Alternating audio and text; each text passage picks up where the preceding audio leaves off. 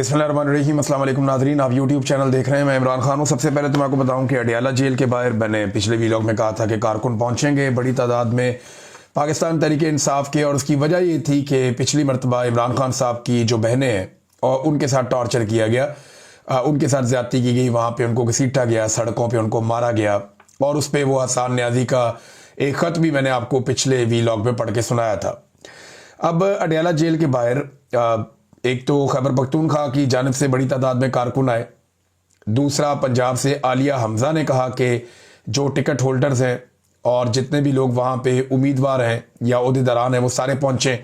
तो अडियाला जेल के बाहर यहाँ पे भी बहुत बड़ी तादाद में लोग आ गए, पंजाब से भी, और फिर ISF की एक बड़ी अच्छी खासी तादाद ने इसमें शिरकत की है, नौजवान बड़ी तादाद में। शाहिद खटक, मीना खान अफरीदी, अल्लामा राजा नासिर अब्बास साहब, शौकत बसरा साहब, बहुत सारे वकला भी आए हैं। तो एक बड़ी तादाद है लोगों की जो अलीमा खानम और नौरीन खानम के साथ मौजूद है अडियाला जेल के बाहर। छोटी मोटी झड़पें भी हुई हैं पुलिस के साथ, और इस मरतबा कारकुनों की तादाद हज़ारों में है। जो मीडिया के लोग जिनसे मेरी बात हुई, मैंने कहा जी मुझे एग्जैक्ट आप सिचुएशन बताएं, तो उन्होंने कहा जी हज़ारों कारकुन पहुंचे, कुछ कारकुन वापस भी गए हैं। जब रात हुई है तो कुछ कारकुन वापस चले गए हैं सारा दिन इंतज़ार करके, और वो ये इंतज़ार कर रहे थे कि इमरान खान साहब की बहनों की मुलाकात करवाई जाएगी इमरान खान साहब से, तो अंदर से कोई पैगाम बाहर आएगा। लेकिन मुलाकात फिर नहीं करवाई गई, और इस वक्त जब मैंने आखिरी टेलीफोन कॉल किया तो 400 के करीब लोग अलीमा खानम के साथ और इमरान खान की दीगर बहनों के साथ वो अडियाला जेल के बाहर बैठे हैं। इन्होंने जब बढ़ने की कोशिश की अडियाला जेल की जानिब, तो फिर पुलिस की भी बहुत बड़ी नफरी थी, सैकड़ों की तादाद में पुलिस वाले भी इकट्ठे किए हुए थे। तो सारा दिन पुलिस जो है वो लड़ाई झगड़ा कर नहीं पाई। उसकी एक बड़ी वजह यह थी कि कारकुनों की तादाद बहुत बड़ी थी, और दूसरा इस वक्त रियासती इदारे नहीं चाहते, क्योंकि मौजूदा रजीम नहीं चाहता कि कोई नई बड़ी लड़ाई हो जाए। लेकिन इमरान खान साहब से मुलाकात भी वो नहीं करवा पा रहे, बल्कि एक गैर मुल्की सफ़ीर को मुबैना तौर पे उन्होंने ये भी कहा कि जी बाद में हम कंपनसेट कर देंगे, थोड़ा टाइम हमें दे दें। तो एक आधा महीना मांगा गया था, लेकिन देखें मुलाकातें तो करवानी पड़ेंगी। जब आसिम मुनीर साहब महफूज महसूस करेंगे कि अब उन्हें कोई खतरा नहीं है, तो फिर वो इमरान खान साहब की मुलाकातें दोबारा खोल देंगे। ताकत तो बहुत हासिल कर ली आसिम मुनीर साहब ने मौजूदा निज़ाम के अंदर, ताहयात इस्तिस्ना है, ताहयात मुरात है, ये सारी चीज़ें हैं। बहरहाल झड़पें हुई, उनमें हंगू के MNA यूसुफ खान साहब वो नजर आए, बाकायदा वो जख्मी हो गए। कुछ पाकिस्तान तहरीक इंसाफ के कारकुनान जो हैं वो जख्मी हुए, कुछ जगह पे जो है वो कारकुनान ने मुज़ाहमत भी की। पुलिस की जो एंटी राइट फोर्स है वो बहुत बड़ी तादाद में वहाँ पे पंजाब हुकूमत ने खड़ी की हुई है अडियाला जेल के बाहर। ऐसा हमने कभी नहीं देखा। नवाज शरीफ साहब की जब मुलाकात होती थी तो बाकायदा PMLN के लोग जाते थे, उनकी गाड़ियां जाती थी और बाकायदा पार्किंग में गाड़ियां लगती थी, पुलिस वाले उनको जो है वो सलाम करते थे, और ये लोग लिस्टों के मुताबिक अंदर बार बार मुलाकातों के लिए जाते थे। मीडिया के लोग जाते थे, उनके लिए अलग एक पूरा पार्किंग का इंतजाम बनाया हुआ था, बाहर जो है वो कैंप लगा हुआ था, खाने पीने का प्रॉपर इंतजाम होता था, बहुत फैसिलिटेट किया जाता था इमरान खान साहब के दौरे हुकूमत में। जब उस्मान बुज़दार वज़ीर आला था पंजाब का, ये उस्मान बुज़दार से आप पूछ सकते हैं कि किस किस्म के इंतजाम थे। उस वक्त एक ब्यूरोक्रेट जो होम सेक्रेटरी था पंजाब का, वो तो बहुत फैसिलिटेट करता था, बाकायदा वो अहकामात लेता था। पंजाब हुकूमत के मुलाजिम होने के बावजूद वो PMLN से अहकामात लेता था। तो अब सूरत हाल ये है कि यहाँ पे अलीमा खानम ने ऐलान किया कि हम कल सुबह तक यहाँ पे धरना देंगे। अगर इमरान खान साहब से हमारी मुलाकात नहीं करवाई जाती तो फिर ये लंबा धरना चलेगा, इसके ऊपर ये लोग एहतजाज करेंगे। तो ये अडियाला की सिचुएशन है, इसमें कोई डेवलपमेंट होगी मैं आपके साथ शेयर कर दूंगा। सैकड़ों कारकुनों के साथ अभी भी काफ़ी बड़ी तादाद में लोग वहाँ बैठे हैं। बैरिस्टर गौहर वहाँ पे आए थे, उन्होंने अपना एहतजाज रिकॉर्ड करवाया और उसके बाद बैरिस्टर गौहर वापस चले गए। तो आज के दिन भी इमरान खान साहब की फैमिली की मुलाकातें नहीं करवाई गई, और ना ही मुलाकातें वकला की करवाई गई। तो कैद तन्हाई जो है इमरान खान साहब की, अब जब मैं ये वीलॉग रिकॉर्ड कर रहा हूँ तो अब तक जारी है। DG ISPR ने सहाफ़ियों से मुलाकात की, आजकल काफ़ी एक्टिव हैं। थोड़े दिन पहले ये मुख्तलिफ तालीमी इदारों में भी जा रहे थे, मदरसे के अंदर भी नजर आए कि वहाँ पे इन्होंने बड़ी गर्मजोशी के साथ इनका इस्तकबाल भी किया गया। DG ISPR का इनके माथों के बोसे भी लिए गए, और DG ISPR मदारस में भी पहुंचे। एक मदरसे के अंदर वहाँ पे कुछ बातचीत हुई, उसका अहवाल भी है। लेकिन अभी जो है वो मुलाकात की है जो सीनियर सहाफ़ी हैं, कुछ एंकर्स हैं, उनके साथ DG ISPR ने। इस मुलाकात में क्या बातचीत हुई, ये कुछ चीज़ें मैं आपके सामने रख देता हूँ। जो मेन चीज़ें हैं, एक तो उन्होंने जो अफगानिस्तान में तालिबान हुकूमत है उनको कहा कि तालिबान जो है वो हुकूमत एक रियासत की तरह जो है वो फैसला करे, नॉन स्टेट एक्टर्स की तरह फैसला ना करें। फिर उन्होंने कहा जी कि तालिबान हुकूमत कब तक अबूरी रहेगी, यानी पाकिस्तान की इस्टेब्लिशमेंट को इस बात की फिक्र है कि अफगानिस्तान में एक अवामी मुंतखब हुकूमत होनी चाहिए, लेकिन क्या पाकिस्तान में एक अवामी मुंतखब हुकूमत है? इसका जवाब सारे पाकिस्तानी जानते हैं। फिर उन्होंने कहा जी नॉन कस्टम पेड गाड़ियां जो है इन पर फौरी तौर पर पाबंदी लगाई जाए, दहशतगर्दी के वाकयात में इन गाड़ियों को इस्तेमाल किया जाता है। नॉन कस्टम पेड गाड़ियों का धंधा बहुत बड़ा है। ये गाड़ियां अफगानिस्तान से पाकिस्तान में दाखिल होती हैं और इनको पाकिस्तान के कई इलाकों में चलाया जाता है, कबायली इलाकों में, इवन स्वात में, ऊपर गिलगित बल्तिस्तान में, बहुत सारे एरियाज में ये गाड़ियां चलाई जाती हैं जो नॉन कस्टम पेड गाड़ियां हैं, और इनकी स्मगलिंग के अंदर बाकायदा बहुत पैसा बनाया जाता है और बॉर्डर पे खड़ी हुई सिक्योरिटी फोर्सेस भी इसके लिए जिम्मेदार हैं। अच्छा जी, इसके बाद उन्होंने एक स्टेटमेंट दिया DGISPR ने। उन्होंने कहा जी ब्लड और बिजनेस ये एक साथ नहीं चल सकते, यानी जहां पे खून बह रहा हो और साथ आप कारोबार भी करना चाहें। ये अफगानिस्तान के तनाजुर में इन्होंने बात की है। ऐसी ही बात इंडिया पाकिस्तान के बारे में करता था कि ट्रेड एंड टेररिज्म ये एक साथ नहीं चल सकता, यानी टेरर एंड ट्रेड एक साथ नहीं चल सकता। ये बात इंडिया पाकिस्तान के लिए करता था। आज पाकिस्तान वही बात अफगानिस्तान के लिए कर रहा है कि ब्लड और बिजनेस एक साथ नहीं चल सकते। इंडिया ने टी का वर्ड यूज किया, पाकिस्तान ने बी का वर्ड यूज किया, लेकिन दोनों तरफ एक नफरत है और वो बढ़ती जा रही है। यानी एक बॉर्डर के साथ फेंस लगाई इंडिया ने ताकि पाकिस्तान से वो महफूज रहे, और एक बॉर्डर के साथ फेंस लगाई पाकिस्तान ने ताकि अफगानिस्तान के साथ पाकिस्तान महफूज रहे और वहां से दहशतगर्दी पाकिस्तान में ना आए। अब दोनों तरफ जो है वो कार्रवाइयां होती रहती हैं। इंडिया वैसे ही पाकिस्तान को पसंद नहीं करता और अब ऐसा लगता है कि पाकिस्तान भी उसी तरह से अफगानिस्तान को पसंद नहीं करता। को ब्लड और बिजनेस एक साथ नहीं चल सकते। ये नहीं हो सकता कि हमारे पे हमले हो और हम तजारत करते रहें। एक और बात उन्होंने की, अफगानिस्तान के अवाम के हम खिलाफ नहीं है, हम दहशतगर्दी के खिलाफ हैं जो वहां से आती है। फिर एक और बात उन्होंने कहा जी मैं ये बताना चाहता हूं कि ये एक्शन ये बताता है कि तहरीक तालिबान अफगानिस्तान और तहरीक तालिबान पाकिस्तान में कोई फर्क नहीं है। यानी TTA यही अफगान तालिबान और TTP तहरीक तालिबान पाकिस्तान, इनमें कोई फर्क नहीं है। ये फर्क पाकिस्तानी तो कभी भी नहीं समझते थे, लेकिन पाकिस्तान के जो मिलिट्री एस्टेब्लिशमेंट है इन्होंने दो हिस्सों में डिवाइड कर रखा था। एक पाकिस्तान की मिलिट्री एस्टेब्लिशमेंट ये कहती थी ये गुड तालिबान है, दूसरों को कहते थे ये बैड तालिबान है, और इन्हीं के जरिए से बहुत पैसा भी बनाया लोगों ने।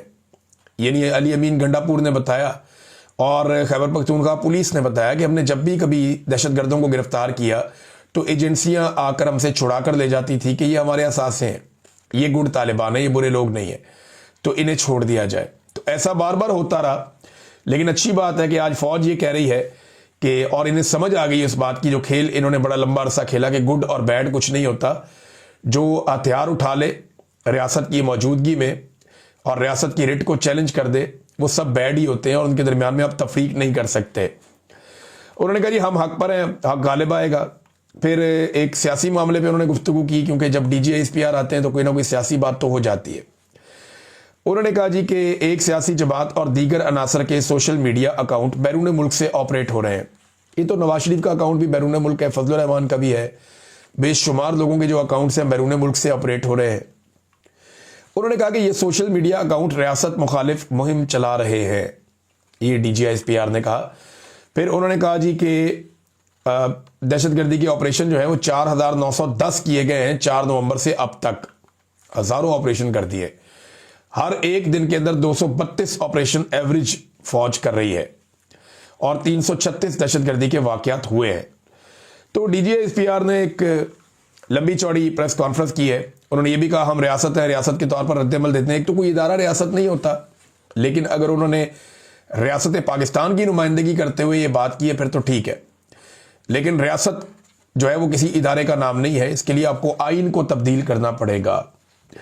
DGISPR ने एक और बात कही कि ये बैरून मुल्क से अकाउंट जो है वो प्रोपेगेंडा करते हैं, रियासत मुखालिफ कोई बयानियां बनाते हैं। तो देखें, रियासत मुखालिफ बयानियां जो भी बनाएगा वो गलत है और उसकी तो सारे मजम्मत करेंगे, लेकिन इदारों की सियासत में मुदाखलत पर अगर लोग तनकीद करते हैं तो वो तो बिल्कुल दुरुस्त है। वो तो आईन भी इसकी इजाज़त नहीं देता। इसके अंदर ना डिफरेंशिएट करना बड़ा मुश्किल हो जाता है। ये एक स्वीपिंग स्टेटमेंट देके सबको रगड़ देते हैं। ऐसे लोग जो पाकिस्तान के खिलाफ हैं या पाकिस्तानी रियासत के खिलाफ हैं, जो ये चाहते हैं पाकिस्तान तबाह बर्बाद हो जाए, उन लोगों को अलग रखना पड़ेगा। और वो लोग जो ये चाहते हैं कि पाकिस्तान के इदारे अपनी आईनी हुदूद के अंदर जाएं, जो लोग ये चाहते हैं कि मिलिट्री एस्टेब्लिशमेंट या पाकिस्तान के फौजी जर्नैल, साफ बात करें तो वो पाकिस्तान के फैसलों में अपना किरदार अदा करना बंद कर दें और मातहत के तौर पे काम करें, जो रियासत फैसला करे। और रियासत क्या है? अवाम की मुंतखब की हुई हुकूमत। मैंडेट का एहतराम किया जाए, रूल ऑफ लॉ होना चाहिए। ये ताहयात इस्तिस्ना वाली चीजें इस किस्म की नहीं होनी चाहिए। आइन का जो है वो बाजू मरोड़ के अपनी मर्जी के जो है वो शक्ल शामिल नहीं करनी चाहिए। अदलिया को कंट्रोल नहीं करना चाहिए, मीडिया को काबू नहीं करना चाहिए। तो जो लोग इसके लिए आवाज उठाते हैं उन लोगों का तो पाकिस्तान को शुक्रिया अदा करना चाहिए कि उन्होंने पाकिस्तान में इंसाफ के लिए, पाकिस्तान में अवामी हुकूक के लिए आवाज उठाई है। पाकिस्तान के अंदर बैठ के ये मुश्किल हो जाता है, पाकिस्तान के बाहर से जो लोग उठाते हैं उन सबको सैल्यूट करना चाहिए। DGISPR जो तलबा को मिलने गए वहां पे एक मदरसे में, यूनिवर्सिटीज में तो जा रहे हैं, कॉलेजेस में जा रहे हैं, और उन्होंने ये भी कहा कि रोजाना की बुनियाद के ऊपर ये दौरे हमारे एंगेजमेंट जो तलबा के साथ है वो जारी है। अब मैं सिर्फ एक बात पूछना चाहता हूं कि यही DGISPR और इनके साथ दीगर बहुत सारे और साथी हैं, ये मीडिया को ये कहते थे इमरान खान साहब की हुकूमत गिराते हुए कि हम 93% मकबूल है। इमरान खान सिर्फ 7% है, 93% हम मकबूल हैं। और अगर ये 93% मकबूल है या इनका बयानिया इतना मजबूत है, तो आज एक एक यूनिवर्सिटी, एक एक कॉलेज में, मदरासिस में जाके वहां तलबा के साथ घंटों गुजारने की क्या जरूरत है? इसका मतलब यह है कि उस वक्त जो आपके पास इंफॉर्मेशन थी या तो वो गलत थी, या आप गुमराह कुन बात कर रहे थे, या आपको खुद नहीं पता था, या आप गलत बयानी से काम ले रहे थे कि आपकी मकबूलियत 93% है। ये गलत साबित हो गया, क्योंकि अब आपको इदारों में जा जाकर फर्दन फर्दन तलबा को मिलकर उनको समझाना पड़ रहा है कि जनाब असल बात क्या है और गलत बात क्या है। फिर तलबा बड़े सख्त सवालात भी करते हैं। अच्छा, मदरसे के जो तलबा ने सवालात किए, इसको शहजाद अकबर साहब ने भी बताया, एक दो और लोगों ने रिपोर्ट किया, मैं हैरान हो गया कि वहां से ज्यादा बेहतर और सख्त सवालात आए हैं। उन्होंने सवालात उठाए कि दहशतगर्दी काबू क्यों नहीं होती, ये दहशतगर्द आते कहां से हैं? कल तक ये हीरो थे, मुजाहिद थे, आज ये दहशतगर्द कैसे बन जाते हैं? आपका ऊपर बंदा बदलता है, पॉलिसी बदल जाती है। तलबा ने बड़े सख्त सवालात किए और यहां तक हो गया कि DGISPR को भी सख्त जवाबात देने पड़ गए। बलूचिस्तान के मामले में बहुत सवालात हुए कि जो सरदार आपको पसंद होते हैं वो वहां पे इलेक्शन जीत जाते हैं, फिर उनको बड़ी बड़ी गाड़ियां और प्रोटोकॉल मिल जाते हैं, बाकी लोगों को दीवार से लगा दिया जाता है। फिर बलूचिस्तान के बच्चों के हाथों में बंदूकें किसने पकड़ाई, ये भी सवालात पूछे जाते हैं। तो बड़े सख्त सवालात हुए। कुछ सवालात के बारे में चुप करवाया गया, तलबा को उन्हें मौका नहीं दिया गया।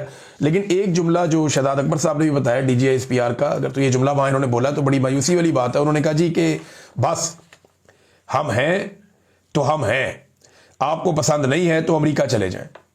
ये क्या बात हुई भी? पाकिस्तान की फौज एक इदारा है जिसको पाकिस्तान की अवाम टैक्स के जरिए से पालती है और पाकिस्तान की अवाम अपनी हिफाजत के लिए रखती है। एक इदारा तो ये जुबान इस्तेमाल नहीं कर सकता कि हम हैं तो हम हैं, ऐसे तो नहीं होता। और पॉलिसी बनाना फौज का काम नहीं है, पॉलिसी बनाना तो सियासतदानों का काम है। सियासतदान बैठेंगे और वो पॉलिसी बनाएंगे। फजलुर रहमान ने बड़ा सख्त रद्द-ए-अमल दिया है ये जो ताहयात इस्तिस्ना इसके मामले के ऊपर। फजलुर रहमान साहब ने कहा जी कि क्या हमारे हुक्मरान जो हैं वो खुलफाए राशिदीन से भी बुलंद हो गए कि हमारे खुलफाए राशिदीन खुद को पेश करते थे एहतसाब के लिए अदालत के सामने, वो अपने आप को पेश करते थे काजी के सामने कि ठीक है कोई चीज होती है तो हम जवाब दें। लेकिन क्या हमारे आज के हुक्मरान उनसे भी ज्यादा बुलंद हो गए हैं? फिर फजलुर रहमान साहब ने भी ये करार दे दिया कि ये गैर इस्लामी है, गैर शरई है। ये जो आपने अभी इस्तिस्ना ले लिया है ताहयात, इसकी इस्लाम में गुंजाइश नहीं है। और साथ उन्होंने एक मशवरा भी दिया। उन्होंने कहा कि सदर पाकिस्तान और अफवाज के जो सरबराहान हैं, फौजी सरबराहान और सदर पाकिस्तान, ये जो ताहयात इस्तिस्ना वाला मामला है, इसको खुद ही इस्तिस्ना को और मुराद को जो ताहयात उनको मिल रही हैं, इसको खुद ही मुस्तरद कर दें और खुद ही कह दें कि हमें ये नहीं चाहिए। वैसे इज्जत भी इसी चीज में है कि ये खुद से कह दें कि हमें ये चीजें नहीं चाहिए। नाज़रीन, एक और खबर है। ये खबर जब मुझे पहले मिली ना तो मैं हैरान हो गया। मुझे मेरे सोर्स ने फोन करके बताया जनाब के खबर ये है, तो मुझे लगा कि नहीं, ये मुमकिन नहीं है, ये आईएमएफ इसके ऊपर मानेगा नहीं। लेकिन अब मजीद ज़राए भी इसकी तस्दीक कर रहे हैं। शहबाज राणा साहब ने भी इसका तस्करा किया, यहाँ पे एक और बड़े सीनियर जर्नलिस्ट हैं और उन्होंने भी इसके बारे में बात की। ये जो सीनियर जर्नलिस्ट हैं सनाउल्लाह खान साहब डॉन में है, इन्होंने भी वही बात कर दी और अब खबर जो है उसकी तस्दीक हो रही है। खबर बड़ी खौफनाक है। वो ये कहते हैं कि आईएमएफ की जो रिपोर्ट छपी है ना, ये रिपोर्ट 186 सफ़ात की छपी है, लेकिन ये 186 सफ़ात की रिपोर्ट नहीं थी। ये रिपोर्ट लगभग कोई 225 सफ़ात के करीब थी, यानी इसमें इतने ज़्यादा डाटा मौजूद था, 220 225 के करीब इतने सफ़ात इसके थे। अभी एग्जैक्टली ये नहीं पता कि इसके टोटल सफ़े पहले कितने थे, लेकिन इसमें से बहुत सारे सफ़ात निकलवा दिए गए इस रिपोर्ट में से। उन सफ़ात में क्या था, ये एक बड़ा सवाल है। सोर्सेज ये बताते हैं कि पाकिस्तान के कुछ इंतहाई हसास मामलात हैं, उन पर भी आईएमएफ ने कुछ ऑब्जर्वेशंस दी थी इस रिपोर्ट के अंदर, और हुकूमत ने यह दरख्वास्त की आईएमएफ के साथ मिलकर मुबैना तौर पे कि जनाब ये सफ़ात बीच में से निकाल दिए जाए। तो वो सफ़ात बीच में से निकाल दिए गए, म्यूचुअली इसको एग्री किया गया और उसके बाद ये रिपोर्ट शाया कर दी गई है। उन सफ़ात में भी बड़ी खौफनाक चीज़ें हैं। वो पाकिस्तान की इंटेलिजेंस के हवाले से, पाकिस्तान के कुछ हसास इदारों के मामलात के हवाले से कुछ सफ़ात उसके अंदर शामिल थे कि यहाँ पे भी बहुत गड़बड़ है, यहाँ पे बहुत बड़ी बड़ी प्रॉब्लम्स हैं और इस बजट के अंदर भी प्रॉब्लम है। मिलिट्री बजट की भी बात हो रही है और दीगर कुछ चीज़ें ऐसी थी जो फौज के कारोबारों से रिलेटेड थी, यानी फौज जो कारोबार करती है उससे जुड़ी हुई कुछ चीज़ें भी आईएमएफ की रिपोर्ट के अंदर शामिल थी कि जनाब ये जो फौज कारोबार कर रही है इसकी वजह से पाकिस्तान का नुकसान हो रहा है और यहाँ पे कोई मुकाबले की फिजा नहीं बन पा रही। अब ये चीज़ें उसमें से निकलवाई गई हैं। जब वो चीज़ें उसमें से निकल गई तो फिर रिपोर्ट एग्री करके पब्लिक कर दी गई।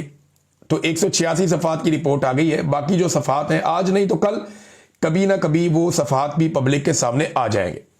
नाज़रीन, सुहेल वड़ाइच साहब ने एक बात की है, इनसे मैं इस बात से ना इत्तफाक करता हूँ सुहेल वड़ाइच साहब से। उन्होंने कहा जी हुकूमती जमातों के पास एस्टेब्लिशमेंट की हर बात मानने के अलावा कोई चारा नहीं है, क्योंकि दूसरी तरफ इमरान खान खड़ा है जो इन्हें कोई स्पेस देने को तैयार नहीं है। अच्छा, इमरान खान साहब स्पेस नहीं देना चाहते, इस बारे में ना मैं कुछ चीज़ें आपके सामने रखता हूँ। सुहेल वड़ाइच साहब खुद भी गवाह हैं, वो उस मुलाकात में शामिल थे, मैं भी वहीं पे था। इमरान खान साहब ने 4 चीज़ों पे हुकूमत को स्पेस देने का 2022 में ही कह दिया था और उन्होंने कहा था जब भी आप इन 4 चीज़ों पे बैठेंगे मैं आपके साथ बैठ जाऊंगा और इन 4 चीज़ों के ऊपर मेरा कंसेंसस हो जाएगा आपके साथ, मैं इनके ऊपर हर किस्म का ताउन करने को तैयार हूं। वो 4 चीज़ें कौन सी थी जो इमरान खान साहब ने उस वक्त कही थी? नंबर 1, फौज का सारे मिलकर सियासत में किरदार खत्म कर देते हैं। सुहेल वड़ाइच साहब भी थे, 2-3 और जर्नलिस्ट भी थे सीनियर, शायद मुजीबुर रहमान शामी साहब भी थे उसमें। उन्होंने कहा जी नंबर 1, फौज का सियासत में किरदार खत्म करना है तो मैं साथ बैठने के लिए तैयार हूं। नंबर 2, इमरान खान ने कहा था कि इलेक्शन करवाने का एक ऐसा न्यूट्रल सिस्टम कायम किया जाए जिसके बाद कभी भी इलेक्शन मुतनाज़े ना हो, इसके लिए भी मैं साथ बैठने के लिए तैयार हूं। नंबर 3, मईशत के ऊपर एक रोड मैप तैयार कर ले, फिर उसके ऊपर आइंदा कोई सियासत नहीं करेगा, इसके लिए भी मैं साथ बैठने के लिए तैयार हूं। नंबर 4, एहतसाब के लिए भी एक तरीकाकार बनाया जाए, साफ और शफाफ। तो इमरान खान साहब ने कहा था इन 4 चीज़ों के लिए मैं किसी भी सियासी जमात के साथ या सारी सियासी जमातों के इकट्ठ के साथ बैठने के लिए तैयार हूं, इन पे आप किसी नतीजे पे पहुंच जाएं, पाकिस्तान आगे निकल जाएगा। तो ये स्पेस तो इमरान खान साहब ने सुहेल वड़ाइच साहब आपकी मौजूदगी में इन सियासी जमातों को दी हुई थी, लेकिन अब बहुत टाइम गुजर गया, बड़ा जुल्म हो गया इमरान खान पे। लेकिन अभी भी अगर बात की जाए तो ये वो चीज़ें हैं जिनके ऊपर बैठ के कोई ना कोई नतीजा निकाला जा सकता है। नाज़रीन, पाकिस्तान में गैस की कीमतों में इजाफा कर दिया गया है, 7.14% मजीद गैस की कीमतों में इजाफा हुआ। पैसों में, रुपयों में नहीं हो रहा, परसेंटेज में हो रहा है। अब ये जब आप गैस खरीदेंगे तो आपको पता चलेगा कितना इजाफा है। ये MBBTU इस तरह को इसकी वो है, एक टर्मिनोलॉजी होती है, मेरे अभी ज़हन में नहीं है, लेकिन इसमें जो फ़ी यूनिट कीमत बढ़ी है वो लगभग 70-75 रुपये से लेकर कोई 125 रुपये तक मुख्तलिफ इलाकों में अलग अलग तरीके से बढ़ी है, या मुख्तलिफ कंपनीज की अलग अलग तरीके से बढ़ी है। तो ये इतनी कीमत गैस की एक मरतबा फिर बढ़ा दी गई है। तो ये नाज़रीन इनका तरीक़ाकार है, लगातार कीमतें बढ़ाई जाओ, आवाम की कमर तोड़ी जाओ और पैसा इकट्ठा करके किसी ना किसी तरह मुल्क का पहिया घसीटो, मुल्क को किसी भी तरह करके। क्योंकि अवाम काम करने को तो तैयार नहीं है। लोग पाकिस्तान छोड़कर बाहर भागना चाहते हैं, एयरपोर्टों पे इन्होंने पहरे लगा दिए और बाहर से कोई पैसा लेकर पाकिस्तान में आना नहीं चाहता। नादरीन, एक और अफसोसनाक खबर है, उसकी अपडेट मैं आपको दे देता हूँ। ये हादी अली चट्टा और ईमान मजारी साहबा का मामला है, एक मुतनाज़ ट्वीट का मामला है। अदालत के अंदर इसको रगड़ा दिया जा रहा है। अब जो एक स्टेट काउंसिल शकील जट साहब को लाया गया मैदान में, उन्होंने बड़ा अजीब इंकशाफ कर दिया। उन्होंने कहा जी मुझे 4 बजे पता चला कि कोई फाइल ही नहीं, फिर मुझे 15 सवालात दे दिए गए। मुझे ये भी नहीं पता कि ये सवालात किसने दिए हैं, यानी कौन लिख लिख के सवालात दे रहा है। बस मुझे कहा गया आपने कल ये सवालात कर लेने हैं। फिर उन्होंने कहा जी मैं तो फेयर ट्रायल के हक में हूं, ये डिक्टेट किए गए सवालात मैं नहीं करता, मेरा ज़मीर ये गवारा नहीं करता। फेयर ट्रायल सबका हक है, अदालत तैयारी के लिए मुझे मुनासिब वक्त दे दे। और हादी अली चट्टा और ईमान मजारी, इनसे प्रॉब्लम यह है कि ये मिलिट्री एस्टेब्लिशमेंट के खिलाफ तनकीद करते हैं। ईमान मजारी ने यहां तक कह दिया समात में कि यहां पर जजेस भी गायब हो जाते हैं। हम एजेंसियों की बात कर रहे हैं, उन एजेंसियों की जो अदालती मामलात में मुदाखलत करती हैं। हम जो बातें कर रहे हैं वो हकीकत है, आंखें बंद करने से कुछ नहीं होगा। हादी अली चट्टा ने यह भी कहा। एक कर्नल साहब सबको कंट्रोल कर रहे हैं, ये ईमान मजारी साहबा ने कहा। तो नादरीन, इनके साथ दोनों मियाँ बीवी के साथ सख्त ज्यादती हो रही है और बात सिर्फ इतनी है कि ये इंसानी हकूक के लिए आवाज़ उठाते हैं, चाहे वो बलूचिस्तान में हो, चाहे वो कबायली इलाकों में हो, चाहे वो इस्लामाबाद, लाहौर, पंजाब, सिंध, कहीं पे भी हो। ये हर जगह पे जहाँ पे जुल्म और ज्यादती हो रही है उसके खिलाफ आवाज़ उठाने की कोशिश करते हैं। तो ऐसी आवाज़ों को दबाना पाकिस्तान की एस्टेब्लिशमेंट अपनी जिम्मेदारी समझती है। आज जो स्टेट काउंसिल है वो खुद कह रहा है कि मुझे लिखे लिखाए सवालात दे दिए, किसने लिखे ये भी नहीं पता। अंदाजा करें अदालतों को कैसे कंट्रोल किया जा रहा है। अब तक इतनी, अपना ख्याल रखिएगा, अपने चैनल का भी। अल्लाह हाफ़िज़।